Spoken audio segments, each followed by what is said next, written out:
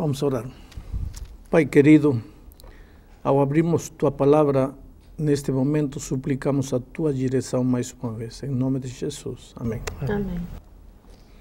Vamos a falar da Terra Nova. Em realidade, temos que ter muito cuidado, porque podemos cair no terreno da especulação, querer imaginar como vai ser, isso, aquilo. A curiosidade humana é muito grande, mas para começar, leio um texto que é um conselho oportuno de São Paulo, na primeira epístola aos Coríntios, capítulo 2, versículo 9, diz: nem olhos viram, nem ouvidos ouviram, nem jamais penetrou em coração humano o que Deus tem preparado para aqueles que o amam. Quer dizer que aquilo que Deus preparou para a gente, olho nenhum viu, ouvido nenhum ouviu e pensamento nenhum imaginou. Portanto, não adianta querer especular muito. Apenas vamos a ler aquilo que nos foi revelado. Em Apocalipse capítulo 21, encontramos uma pálida, uma humana descrição do que será o céu. João disse: vi novo céu e nova terra, pois o primeiro céu e a primeira terra passaram e o mar já não existe. Vi também a cidade santa, Nova Jerusalém, que descia do céu, da parte de Deus, ataviada como uma noiva adornada para o seu esposo. Então ouvi grande voz vinda do trono, dizendo: eis o tabernáculo de Deus com os homens. Deus habitará com eles. Eles serão povos de Deus e Deus mesmo estará com eles. Ele enxugará dos olhos toda lágrima e a morte já não existirá. Já não haverá luto, nem pranto, nem dor, porque as primeiras coisas passaram. Eu acho que o que mais me impressiona da Terra Nova não são ruas de ouro, casas de pedras preciosas, nada disso. O que a mim mais me impressiona é o fato de que no Jardim do Éden, Adão e Eva, antes do pecado, falavam face a face com Deus. Assim como nós estamos conversando, como um pai conversa com seu filho. E isso gerava no coração dos primeiros pais segurança, otimismo. Não havia lugar para o temor, para o medo. Olhavam para o futuro com certeza. E o pai amado, o companheiro, o amigo, estava ao lado deles, visivelmente, corporalmente. Acontece que quando o pecado entrou, fez separação entre Deus e os homens. Ainda Deus falava, o povo ouvia, mas chegou um momento, isso aconteceu no Sinai, quando Deus falou para o povo correu onde Moisés e disse: por favor, fala para Deus, que não fale para a gente, porque nos dá medo. Tudo que Ele quiser falar para a gente, que fale para ti, aí você fala para a gente. Aí o povo já nem queria mais ouvir a voz de Deus, por causa do pecado. Foi então que Deus começou a escolher homens para entregar sua mensagem. Esses homens escreveram, e essa é a Bíblia. Agora Deus se comunica conosco através da Bíblia, e nós comunicamos com Deus através da oração. Porém, não vemos, não podemos tocar, não sentimos espiritualmente sua presença, mas não podemos vê-lo. E eu acho que para mim a maior alegria lá no Reino dos Céus, como digo, não serão ruas de ouro, nem casas bonitas. Para mim a maior alegria será poder abraçar meu Senhor Jesus Cristo e dizer: Senhor, obrigado. Olha, obrigado pelo teu amor, pela tua graça. E aqui diz o texto que acabou a morte, acabou a dor, acabou as lágrimas, a solidão, a injustiça, a traição, tudo aquilo que nos faz sofrer, tudo aquilo que muitas vezes nos faz desejar com muita vontade que chegue esse dia, terá acabado. Finalmente estaremos com Cristo no lar, afinal, para sempre. Pastor, o senhor está falando aí sobre um lar, um céu. O Gênesis dá algumas posições geográficas que a gente entende hoje que o Éden estava ali localizado meio que no Iraque, né? Isso está falando do céu, um local que não tem isso, não tem aquilo, a presença do Senhor e tal. Aonde que vai ser isso exatamente? Isso é num plano espiritual ou existe algum lugar físico onde esse local vai existir? Bom, vou responder duas perguntas embutidas na tua. A primeira, o local onde estava o Jardim do Éden não se sabe, porque, embora você encontre o rio Tigres, o rio Eufrates aí no Gênesis, acontece que com o dilúvio houve uma comoção completa da estrutura terrestre, que é difícil dizer foi aqui ou foi lá. Agora, o texto que eu acabo de ler, falando já do lar eterno, diz que nossa casa permanente será aqui. Quando estudamos o tema do milênio, nós vimos que durante 1000 anos os remidos irão com Cristo numa espécie de férias espaciais, visitando planetas, enfim, estaremos lá. Mas ao fim dos 1000 anos, os justos remidos retornarão com Deus a esta terra. Nosso lar eterno será esta terra purificada pelo fogo completamente. Não ficará nem raiz nem rama do pecado nesta terra. Por isso, aqui João diz: vi novo céu e nova terra. Vi também a cidade santa, a nova Jerusalém, que descia do céu, da parte de Deus. Ou seja, nosso lar eterno será nesta terra. Quando falamos de ir ao céu, estamos falando de ir nesse período de férias com Deus, mas nosso lar eterno será aqui nesta terra. Pastor, parece maravilhoso o que o senhor está falando para a gente, não é? Um lar eterno, perfeito, lindo, sem dor, sem lágrimas. Mas olha, para ser bem sincero, eu acho tudo isso maravilhoso, mas e a minha família? Eu quero estar com a minha família, né? Eu amo, são as pessoas que eu mais amo, meu marido, meus filhos, meus pais, meus irmãos. Quer dizer, como é que vai ser isso lá no céu? As famílias existirão. Há um texto interessante aqui que o próprio Jesus diz em São Mateus capítulo 22, versículo 30, diz: porque na ressurreição, e já está falando de corpos transformados na ressurreição, nem casam, nem se dão em casamento, são, porém, como os anjos do céu. Quer dizer, de acordo com este texto, eu entendo que sexo não haverá. Não porque o sexo seja pecaminoso, porque o sexo foi colocado no ser humano antes da entrada do pecado. Mas quando Lúcifer arrastou com ele uma terceira parte dos anjos, um dos planos divinos era repovoar essa terceira parte vazia, repovoar com o ser humano. O ser humano, originalmente, ele se multiplicaria até atingir o número de anjos caídos. Essas vagas aí seriam preenchidas pelos seres humanos. Acontece que o sexo teve sua função. Aparentemente, lá na vida nova, na terra nova, o sexo não terá mais função. A gente imagina, mas como vai ser a vida sem sexo? Vou dormir, vou comer, vou ter sede. Eu prefiro, como digo, não fazer especulações, embora Apocalipse me diz que vamos a comer das folhas da árvore da vida. Há funções. O ser humano continuará sendo um ser humano normal. As famílias terão seu lar, terão casas, terão as crianças, viveremos unidos, enfim. Famílias perfeitas.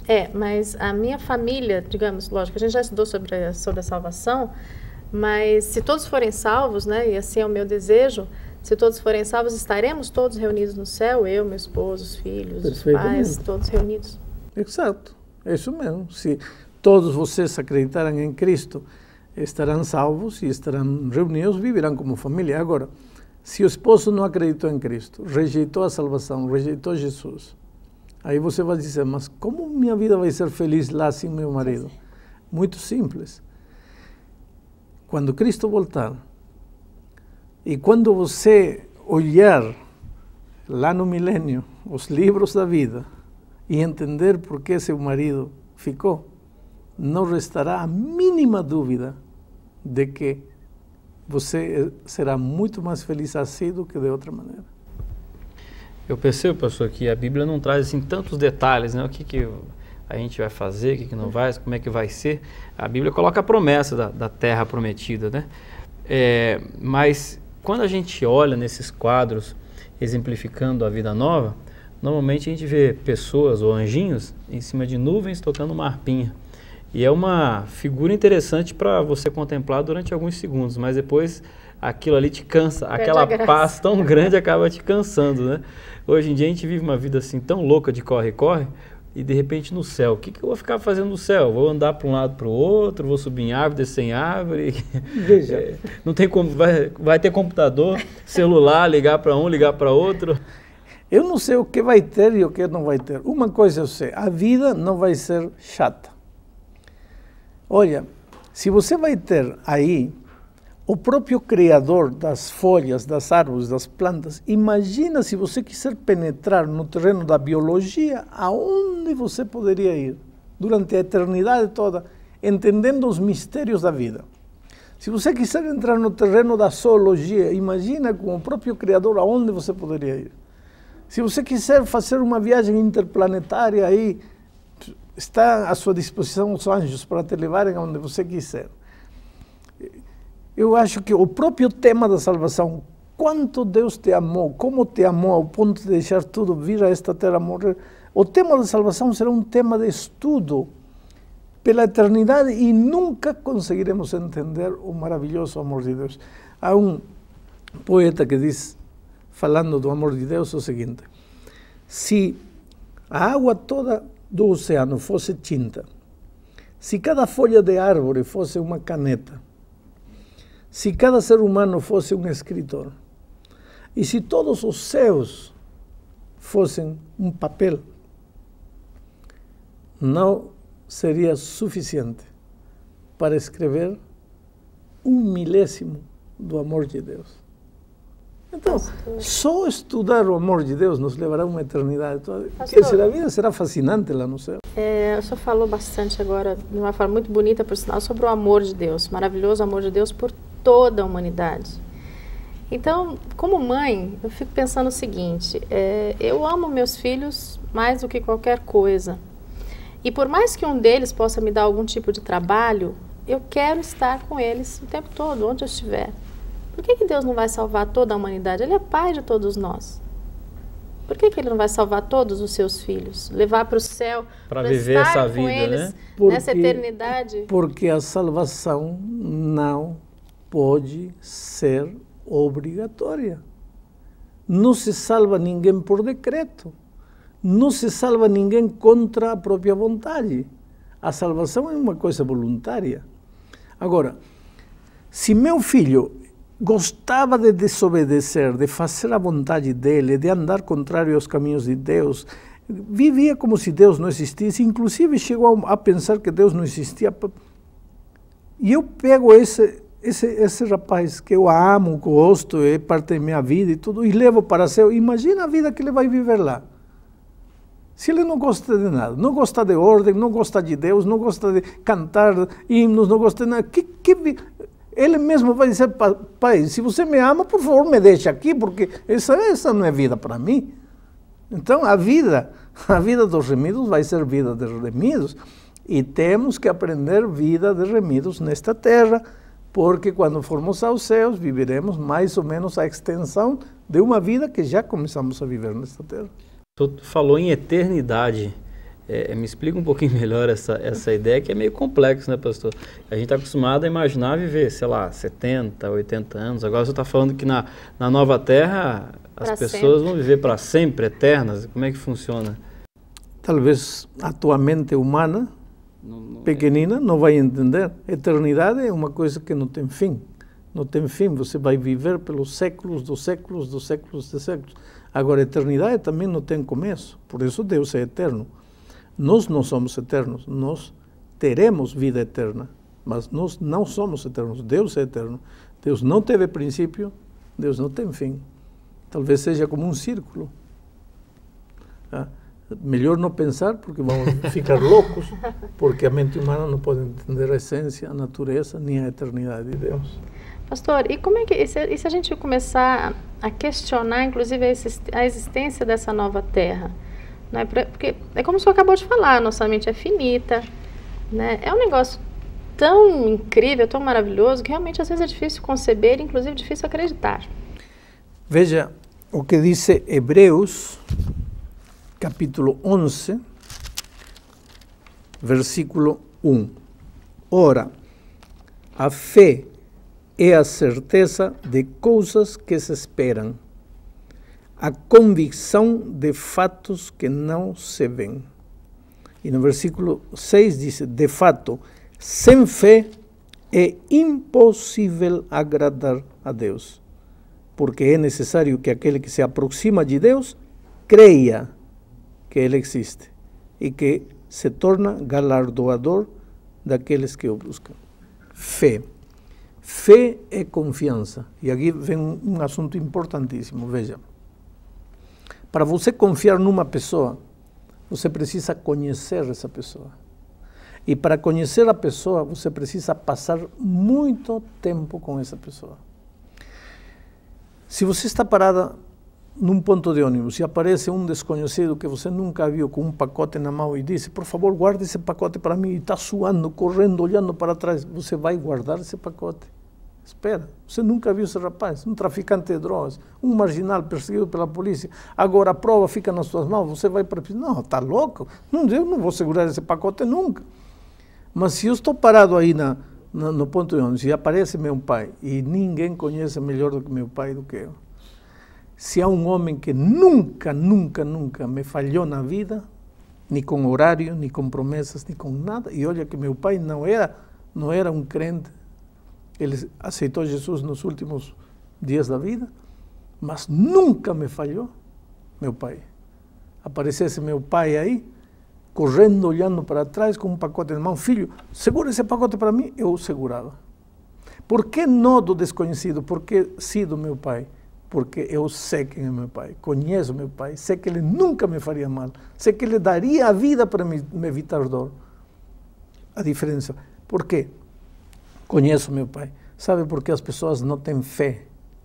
Porque não conhecem a Deus. E sabes por que não conhecem a Deus? Porque não passam tempo com Deus. O que é passar tempo com Deus? Todo dia, abrir a Bíblia, ler.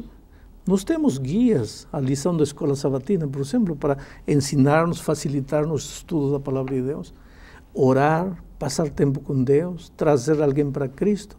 Quando estamos fazendo isso, estamos passando tempo com Deus. E quanto mais tempo passarmos com Deus, mais o conhecemos. E quanto mais o conhecemos, mais confiamos nele. E quando ele me diz, eu tenho uma terra linda para você, uma casa linda, uma mansão bonita, olho não viu, ouvido não viu, você não pode imaginar, mas tenho, eu creio. Está tudo escuro, eu creio, porque é meu pai que está falando. Pastor, mas como é que eu vou ser feliz? Vou dar um exemplo aqui. Uma pessoa que está aqui na Terra tem problemas nas pernas, vamos colocar assim, né? Ou então uma pessoa que tem problema de visão. Aí vai para o céu. Chega lá, como é que ele vai ter essa felicidade plena com essas suas limitações, os seus problemas, uma doença? Em 1 Coríntios capítulo 15, encontramos o que vai acontecer quando Cristo voltar.